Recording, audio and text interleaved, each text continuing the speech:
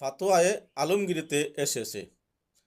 Abu lines রহমতুল্লাহ আলাইহি বলেন, চুম্বন 5 ধরনের হয়ে থাকে। 1. রহমতের চুম্বন, যেমন পিতা তার সন্তানকে চুম্বন করে। 2. অভিবাদনের চুম্বন, যেমন একজন মমিন অপর মমিনকে ভালোবাসা ও সম্মানের প্রকাশে চুম্বন করে। নাম্বার 3. স্নেহের চুম্বন, যেমন সন্তান তার পিতা মাতাকে চুম্বন করে। নাম্বার 4. মহব্বতের চুম্বন, যেমন একজন ব্যক্তি তার ভাইকে কপালে চুম্বন করে। নাম্বার 5.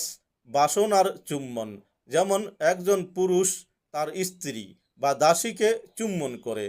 কিছু আলেম এর সাথে দিনদারির চুম্বনও যুক্ত করেছেন, যা হলো হাজরে আসওয়াদকে চুম্বন করা।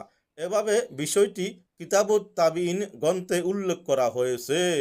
আসুন আমরাও তা মানব, অতি নেকি অর্জন করব ইনশাআল্লাহ।